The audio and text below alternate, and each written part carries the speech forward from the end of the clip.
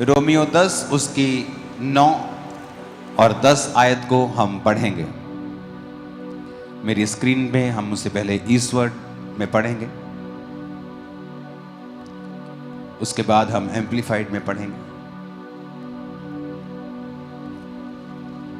मैं चाहता हूं कि हम 2 वर्सेस, एक नए नियम से एक पुराने नियम से पढ़ें, और आपको बहुत ध्यान से, चाहे आप वॉलंटियर हैं, टीम हैं, बिलीवर हैं, आपको बड़े ध्यान से सुनना है जो मैं आज कह रहा हूं, क्योंकि अगर आप इसे नहीं सुनेंगे और नहीं समझेंगे, आप कंप्लेन करते रहेंगे परमेश्वर को। यू विल कीप कंप्लेनिंग कॉन्टिन्यूअली, आप लगातार प्रभु से ही करते रहेंगे कंप्लेन, और आप नोटिस करेंगे कि आपकी कंप्लेन करने के बावजूद भी आपकी लाइफ में कोई भी सुधार नहीं है, और आप लगातार कंप्लेंट करते जा रहे हैं, लेकिन फिर भी आपकी लाइफ में कुछ भी फर्क नहीं पड़ रहा है। तो ये वचन बड़े ध्यान से समझना है कि ऐसा क्यों है और मैं इसको कैसे चेंज कर सकता हूं, या अगर मुझे अपनी लाइफ को बदलना है तो मैं कैसे बदल सकता हूं। क्योंकि अब जो आपके हाथ में है वो इंपॉर्टेंट है। परमेश्वर ने जो कर दिया है वैसा कोई नहीं कर सकता, लेकिन जो उसने कर दिया है आपको अपनी लाइफ में देखने के लिए, कि अगर उसने कोड़े खा लिए हैं आपकी हीलिंग के लिए, आप अपनी बीमारी के लिए कंप्लेंट करते जा रहे हैं परमेश्वर को और आप सुधार नहीं देख रहे हो, आप चंगे रहना चाहते हो, आप अच्छे व्यक्ति हो, आप पाप में भी नहीं हो, आप चाहते हो कि आप हील हो जाओ, बट आप हील नहीं हो रहे और आप कंप्लेंट करते जा रहे हो क्योंकि आपको सुधार नजर नहीं आ रहा है।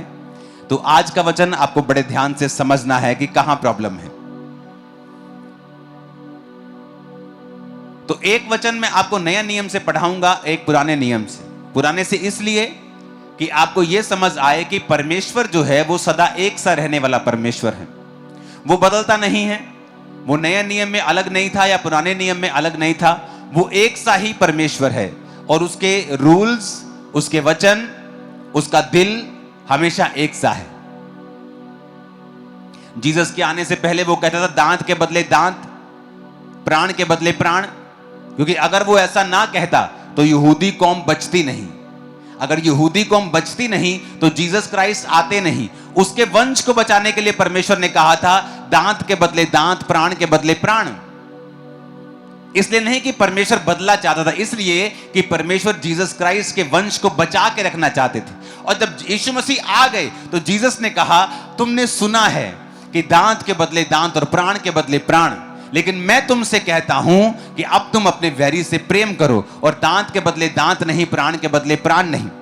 लोगों को लगा कि परमेश्वर अब नरम हो गया है, परमेश्वर अब ठंडा हो गया है, परमेश्वर अब और दयालु हो गया है, जबकि ऐसा नहीं है।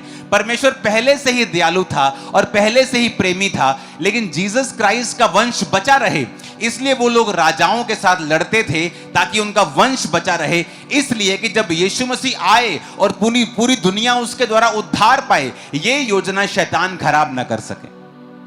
इसीलिए आज जब कलीसियाओं पर जुल्म होते हैं, विश्वासियों के ऊपर जुल्म होते हैं, वो डंडा, तलवारें और बंदूकें लेके लड़ते नहीं हैं, वो प्राण के बदले प्राण नहीं मांगते हैं, क्योंकि अब ये वचन पूरा होता है कि जीसस ने कहा अब तुम्हें ये करने की जरूरत नहीं, क्योंकि मैं आ चुका हूं। जब मैंने आ गया और अब मैं अपनी जान अपने लोगों के लिए दूंगा, अब आपके लिए ये जरूरी नहीं कि आप प्राण के बदले प्राण मांगे, अब मैं आपके लिए प्राण दे दूंगा। अब आपको दुश्मन को ब्लेस करना है, सताने वालों के लिए प्रार्थना करनी है। और अब रोमियो 10 उसकी 9 आयत को पहले हम पढ़ेंगे। उसमें लिखा है यदि तू अपने मुंह से, 1 2 3 मैं बोलूंगा, हम सब इकट्ठे पढ़ेंगे। चर्च में यह पढ़ना बड़ा जरूरी है। इसको स्क्रीन के ऊपर सिर्फ आयत को बड़ा कर दो अगर कर सकते हो तो। रोमियो 10 उसकी 9 आयत को पढ़ेंगे ऊंची ऊंची आवाज में। 1 2 3।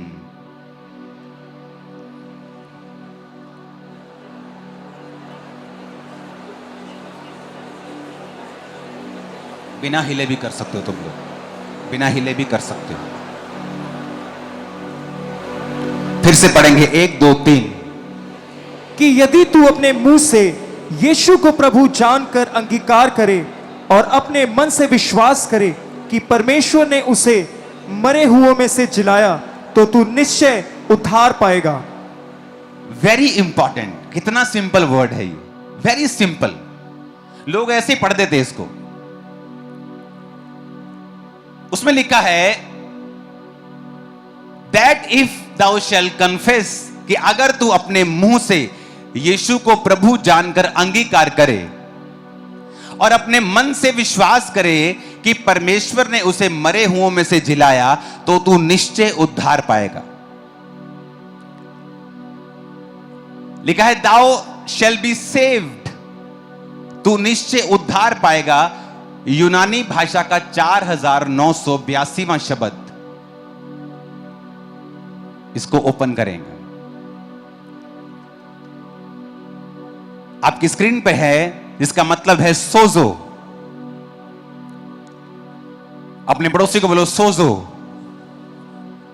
इसका मतलब है to save, deliver, protect, heal, preserve, do well, be whole. Jesus ने कहीं कहीं कहा है बी मेड होल, यानी तू वैसा ही हो जाए जैसा तुझे बनाया गया था। ओ पास्टर जी, मेरे कान में बड़ा प्रॉब्लम चल रहा है। क्या हुआ? वो जो कान की नस होती है ना, उसमें से सुनना बंद हो गया है। अब डॉक्टर बोलते हैं कि पर्दा ठीक है लेकिन नस ही खराब है, इसका कोई ऑपरेशन नहीं हो सकता, कुछ नहीं हो सकता। बी मेड होल, जैसा तुझे बनाया था वैसा हो जा। हाँ, अब सुनने लगा है, मैं उस होल की बात कर रहा हूं। बी मेड होल यानी वैसा ही हो जा। सुनो ध्यान से, जब हम आधा अधूरा सुसमाचार देते हैं, हम बोलते हैं तू बचाया जाएगा, और पब्लिक को यह लगता है, कलीसिया को लगता है कि वो उद्धार की यानी आत्मिक मुक्ति की बात कर रहा है। वो सिर्फ यहां आत्मिक मुक्ति की बात नहीं कर रहा है। मैं जो बाइबल पढ़ रहा हूं, ये ओरिजिनल बाइबल है यूनानी भाषा की, जिसमें ओरिजिनल नया नियम लिखा गया था। लिखा फिर से पढ़ेंगे 9 आयत को, उसको आधा लगा के रखो कि अगर तू अपने मुंह से यीशु को प्रभु जानकर अंगीकार कर और मन से विश्वास करके प्रभु ने उसे मरे हुए में से जिलाया, तो तू निश्चय उद्धार पाएगा। सोजो को लगाना यहां उद्धार का, प्लीज स्लो जूम आउट करो इसे, प्लीज दिमाग कम लगाओ, थोड़ा सेटिंग से। सोजो का मतलब है टू सेव, बोलो सेव, डिलीवर, प्रिजर्व, फिर सेव, डू वेल यानी तो अपनी जिंदगी में भला करे, बी मेक होल यानी तू कंप्लीट हो जाए, हील तू चंगा हो जाए, डिलीवर तू छुटकारा पाए। यानी जब परमेश्वर आपसे साल्वेशन की बात कर रहा है, उद्धार की बात कर रहा है, he is not only talking about your spiritual salvation, सिर्फ आपकी आत्मिक मुक्ति की वो बात नहीं कर रहा कि तू बेटा तू उद्धार पाएगा, स्वर्ग चला जाएगा। धरती पे जहां तू नरक काटता हो, धरती पे तुझे श्राप पड़े हो, तू बीमार हो, तू पूरी तरह से चारों तरफ से बीमारियों से, मुसीबतों से, परेशानियों से घिरा हुआ, मुझे कोई लेना देना नहीं है, मैं तुझे स्वर्ग लेके जाना चाहता हूं। अगर हमें यहां कुछ देखने को नहीं मिलता है, तो कौन गारंटी देता है कि ऊपर जाके स्वर्ग है? परमेश्वर आपको यहां पर अब भी जीवन देता है, वो आपको अनंत जीवन देता है। वो आपको यहां की बात कर रहा है। वो कह रहा है कि हां मैं तुझे सेव करूंगा, लेकिन तुझे डिलीवर करूंगा, प्रोटेक्ट करूंगा। सोजो का मतलब है इब्रानी भाषा, यूनानी भाषा का शब्द है साल्वेशन, उद्धार। मैं तुझे प्रोटेक्ट करूंगा, मैं तुझे सुरक्षित करूंगा, मैं तुझे डिलीवर करूंगा, मैं तुझे चंगा करूंगा, तू अच्छा करेगा। Do well, you will do well in your business, तुम अपने बिजनेस में अच्छा करोगे, तुम अपने कैरियर में अच्छा करोगे। बी मेक होल, तुम कंप्लीट हो जाओगे, तुम पूरे हो जाओगे। जो अधूरी चीजें हैं तुम्हारी लाइफ में वो खत्म हो जाएंगी।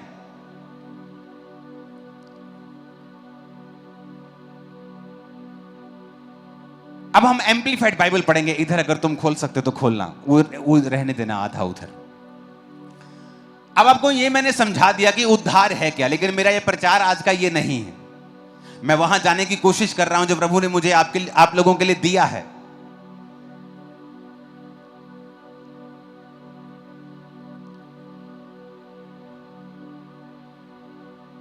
9 आयत को हम पढ़ेंगे फिर से।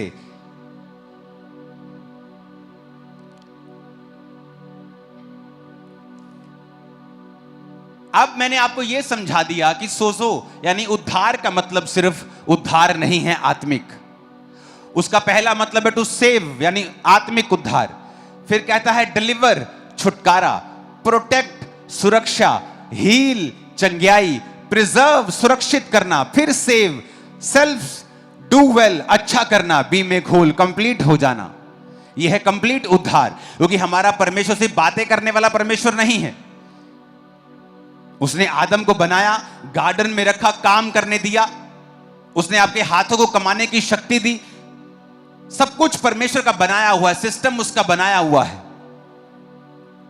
तो वो चाहता है आपके बच्चे अच्छे हों, कंप्लीट हों, होल हों, प्रोटेक्ट रहें, सुरक्षित रहें। आपके बिजनेस, आपकी लाइफ, आपकी फैमिली, आपकी मेंटल लाइफ। लोग कहते हैं प्रभु का मेरी मेंटल लाइफ से क्या, प्रभु को कोई है concern? Very much concern.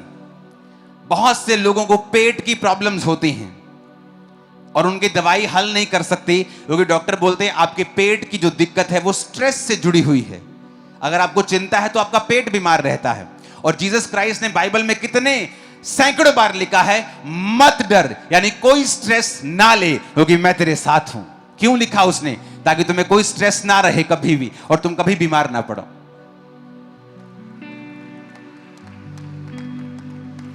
Hallelujah, hallelujah.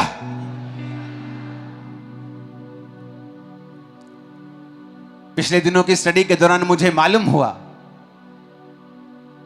कि जो 2005 में मुझे एक पेट की प्रॉब्लम हुई थी, मैंने कभी उसकी सर्च नहीं की। 5 में कोई इंटरनेट नहीं था फोन के ऊपर, तो कोई सर्च नहीं होती थी। तो 2005 में अगर आप बाइबल में, अगर आप इंटरनेट पे जाएंगे तो आपको कई डाइजेस्टिव रोग मिलेंगे। वो कभी भी जब आप डॉक्टर के पास जाते तो एंटी एसिड्स की गोलियां लगा देते हैं आपको, और वो रोग कभी ठीक नहीं होता। 25-25 साल से लोग गोलियां खा रहे थे। और जब मैं 2.5 महीने दवाई खा के डॉक्टर के पास जाके पूछा कि डॉक्टर साहब मेरे को तो बस हो गई, मैं तो सिर्फ यही खा सकता हूं, या मैं दवाई खाता हूं तो बस ठीक रहता हूं, मुझे कितनी देर खानी पड़ेगी? तो डॉक्टर ने कहा था लोग 12-12 साल से खा रहे हैं, आप पूछो ही मत। आप मेरे से मत पूछना कि कितनी देर खानी पड़ेगी, बस या एक तरह जैसे बीपी की गोली लग जाती है, गोली लग गई। और मुझे याद है उसी नाइट मैंने वो मेडिसिन फेंक दी थी और खुदा ने मुझे हील कर दिया था। सुनो मेरी बात, प्रॉब्लम ये नहीं कि मसीह या धर्मी को हो नहीं सकती, वो एक परीक्षा हो सकती है। लेकिन मैं आपको ये सिखा रहा हूं कि परमेश्वर ने बाइबल में जो लिखा है वो सारा कुछ आपकी फिजिकल हेल्थ के लिए है, मेंटल हेल्थ के लिए है, फाइनेंशियल हेल्थ के लिए है, फैमिली हेल्थ के लिए है।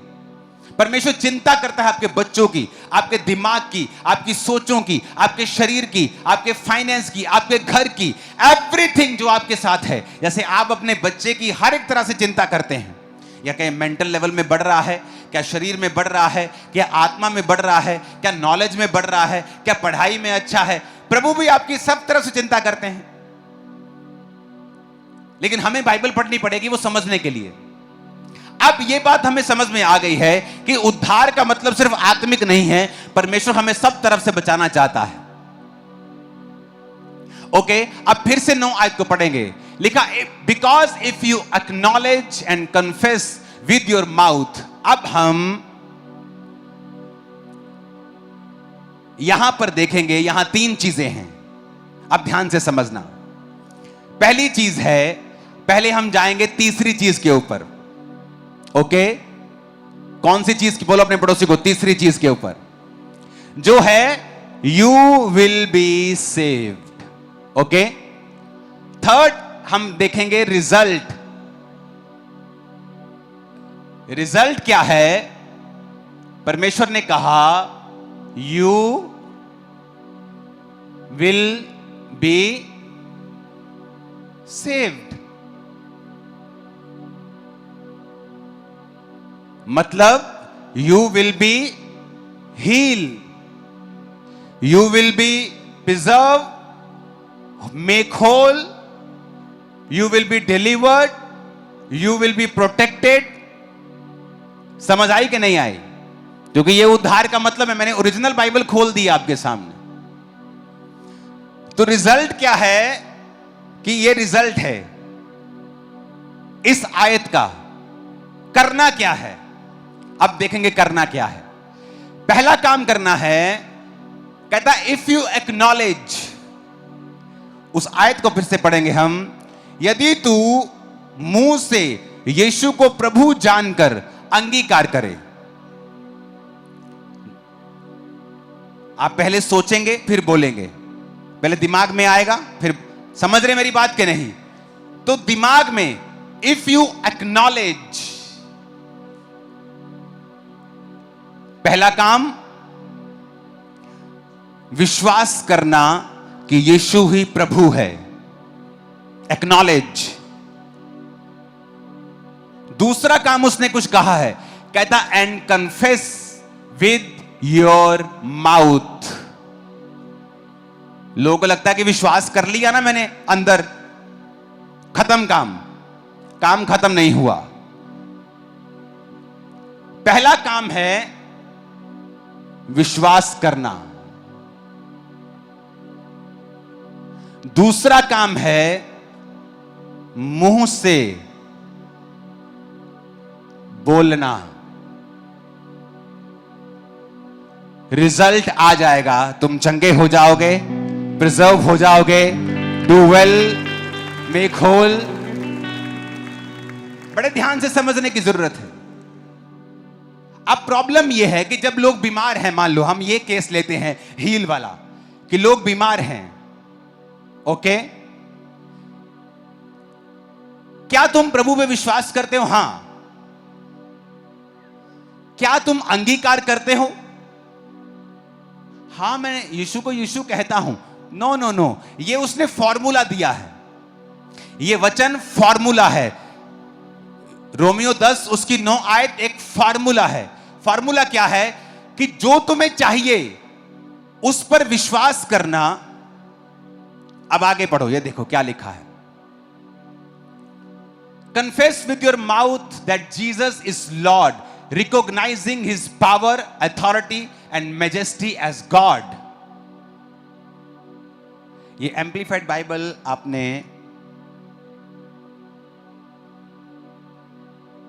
अलग खोली है, मेरे पास अलग है, इसका अलग वर्जन है, जिसमें लिखा है, उस इंग्लिश के वर्ड को पढ़ेंगे हम, अधेयर टू, और उसे स्क्रीन पे दिखाएंगे। अब ध्यान से समझना। पहला काम कहता एक्नॉलेज। अपने पड़ोसी को बोलो, पहला काम है विश्वास करना। अब मैं एक वचन आपके लिए पढ़ूंगा, इब्रानिया 10 उसकी 23 आयत को पढ़ूंगा, स्क्रीन पे देखो। कहता आओ हम अपनी आशा के अंगीकार को दृढ़ता से थामे रहें। कहता आओ हम अपने आशा का अंगीकार, मेरी आशा। एक व्यक्ति बीमार है, वो आशा करता है चंगाई की। कहता आओ चंगाई की उस आशा के अंगीकार को, सिर्फ आशा को नहीं, दिमाग में सिर्फ विश्वास है और तुम चर्च आ रहे हो, कहता ये काम नहीं बनेगा तुम्हारा। कहता आशा के अंगीकार को दृढ़ता से थामना है। अंगीकार कैसे करोगे? जिस मुंह से तुम गालियां निकालते हो, पड़ोसी से लड़ते हो, चुगलियां करते हो, चिकड़ चिकड़ पै पै पै पै पै करते हो, कहता उस मुंह को मेरे अंगीकार के लिए अगर इस्तेमाल करोगे, हील भी हो जाओगे, डिलीवर भी हो जाओगे, डू वेल, मेक होल, तुम कंप्लीट भी हो जाओगे, सुरक्षित भी हो जाओगे। कहता आओ हम अपनी आशा के अंगीकार को दृढ़ता से थामे रहें। जीसस क्राइस्ट पहाड़ के एक पेड़ के पास के जाते हैं और पेड़ पे फल नहीं होता। यीशु कहते सूख जा, तेरा फल आज के बाद कोई ना खाए। शाम को जब सुबह को चेले वहां से आ रहे होते हैं तो कहते प्रभु जिस पेड़ को तूने श्राप दिया वो सूख गया। प्रभु उनसे एक बात कहते हैं, मरकुस 11 उसकी 23 आयत। यीशु ने कहा मैं तुमसे कहता हूं, जो कोई इस पहाड़ से कहे तू उखड़ जा और समुद्र में जा पड़, अपने मन में संदेह ना करे वरन प्रतीति करे कि जो कहता हूं हो जाएगा, वो उसके लिए वही होगा। फिर से पढ़ो इस आयत को, बोलो अपने पड़ोसी को कि जो कोई इस पहाड़ से कहे, पहाड़ को देखकर सोचे नहीं, उसे कहे। आज कलीसिया क्या करती है, जब बीमारी का पहाड़ उसके सामने आता है, ए डॉक्टर बोलता है ले तेरे को 3rd स्टेज कैंसर है, तेरे को ले पहाड़ तेरे मोरे खड़ा कर दिया। अब जीसस ने कहा 2 काम तुम कर सकते हो, या तुम जीसस के पास आकर रोओगे, प्रभु मेरे साथ ऐसा कैसे हो सकता है, मैं ऐसे कैसे हो सकता हूं, तुझे दिखता नहीं है क्या, मैं टाइदर हूं, मैं प्रेयरफुल हूं। पर जीसस ने ऐसा करने के लिए नहीं कहा है। मूसा गलती कर रहा था, और मूसा ने जब सामने लाल समुद्र था और पीछे सेना थी, और जो मूसा दुहाई दे, और प्रभु कहता है ए मूसा क्यों दुहाई दे रहा है मेरी तू, और परमेश्वर ने उसे डांटा। आप इमेजिन आप प्रेयर करने गए हैं और प्रभु आपको डांट रहे हैं। आप सोच रहे मैं प्रेयर करने गया हूं, मैं कौन सा शराब पी रहा हूं। कई बार आप अच्छा काम कर रहे हैं, आपका मेंटर तब भी आपको डांट देता है, क्योंकि आपको लगता है मैं तो सही कर रहा हूं, मुझे डांट क्यों पड़ रही है। तू सही अपने हिसाब से कर रहा है, लेकिन एक्चुअल में वो सही नहीं है। परमेश्वर ने कहा मूसा जो लाठी तेरे हाथ में है उसे लेकर समुद्र के सामने जा और उसे 2 भाग कर दे। मैंने तुझे पावर दी है, मेरे सामने दुहाई देने का समय नहीं है, एक काम करने का समय है। जीसस ने डायरेक्टली कहा है यहां पर कि speak directly to the problem, not to God. कि जब प्रॉब्लम तेरे सामने आए तो मुझसे नहीं कहना है, प्रॉब्लम से बात करनी है। फिर से पढ़ो, मैं तुमसे सच कहता हूं जो कोई इस पहाड़ से कहे, किससे, इस पहाड़ से कहे कि उखड़ जा समुद्र में जा लग, इम्पॉसिबल काम है, पर कहता अगर तू विश्वास करेगा तो हो जाएगा। अगर तू मुंह से अंगीकार करेगा तो, अपने पड़ोसी को बोलो अगर तू मुंह से अंगीकार करेगा तो हो जाएगा, हो जाएगा यीशु मसीह के नाम में। आप मेरी बात समझ रहे कि नहीं। जीसस ने कहा, रोमियो 10, फिर उसकी 10 को पढ़ेंगे, अभी 9 को नहीं। उसने कहा धार्मिकता के लिए मन से विश्वास।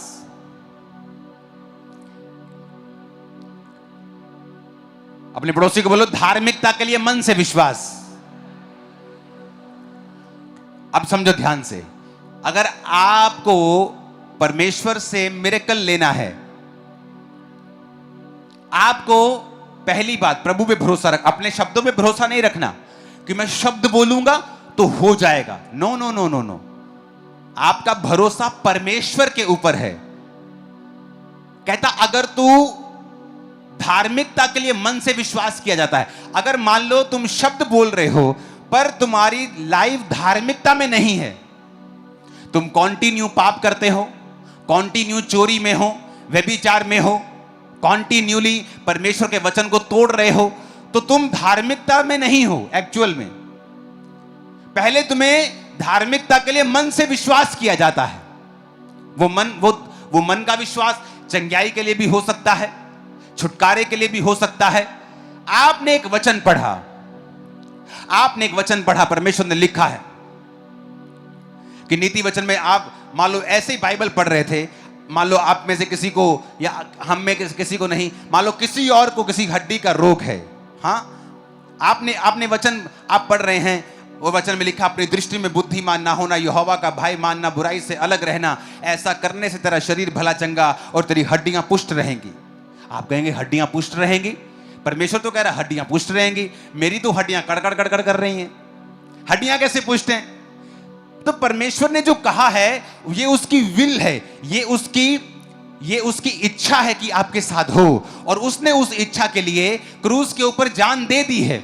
और अगर आप चाहते हैं कि ये इच्छा आपकी लाइफ में पूरी हो, तो आपको पहले मन से विश्वास करना पड़ेगा, एक्नॉलेज करना पड़ेगा। फिर 9 आयत को आएंगे, बिकॉज इफ यू एक्नॉलेज, अपने पड़ोसी को बोलो जोर से, इफ यू एक्नॉलेज।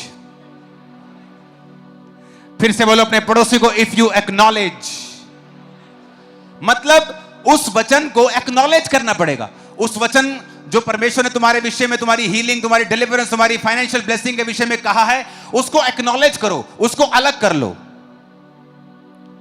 आप बाइबल में कहीं आप पढ़ रहे हो, आपके संतान नहीं है, बेबी नहीं है, और आपने बाइबल में लिखा गर्भ का फल यहोवा की ओर से प्रतिफल है, परमेश्वर तेरे वंश को बचाएगा, पराक्रमी करेगा। यह आपके लिए एक्नॉलेजमेंट है, यह आपके लिए हरी झंडी है कि परमेश्वर चाहता है मेरे बेबी हो। आप उस वचन को एक्नॉलेज करेंगे। एक्नॉलेज करने के बाद, उसे छांटने के बाद, उसे अलग करने के बाद फिर कहता and confess with your mouth, with your lips. उसे फिर दिमाग में नहीं रखना, उसका अंगीकार करना है। उस वचन के ऊपर फाइट करनी है, उस अंधेरे के ऊपर रोशनी बोलनी है, और बोलना है कि मेरा गर्भ फल लाएगा, यह फल रहित नहीं रह सकता।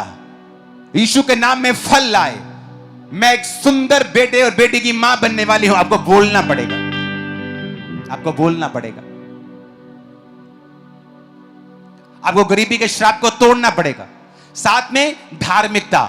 धार्मिकता क्या है? वचन पे चलना, चाहे थोड़ा पैसा है टाइट देना, थोड़ा पैसा है चर्च में जाना, थोड़ा है तब भी गिरना नहीं, पाप नहीं करना। आपको धार्मिकता में रहना, क्योंकि धार्मिकता के लिए मन से विश्वास किया जाता है। रोमी 10:10 और लिखा उद्धार के लिए मुंह से अंगीकार किया जाता है। फिर वही बात वो कह रहा है, if you want to be healed, चंगाई के लिए मुंह से अंगीकार, सुरक्षा के लिए मुंह से अंगीकार। कितने मेरी बात को समझ रहे हैं? आप कंप्लेंट करते रहेंगे क्योंकि आप विश्वास कर रहे हैं, पर आप अंगीकार नहीं कर रहे हैं।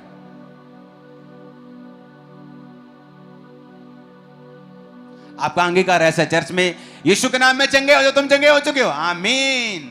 जैसे आप घर जाएंगे, ओ मेरा बहुत बुरा हाल है, मेरा बहुत बुरा हाल है, मेरी टांगे दर्द कर रही, बहुत बुरा हाल है। आपका अंगीकार एक सा ही है।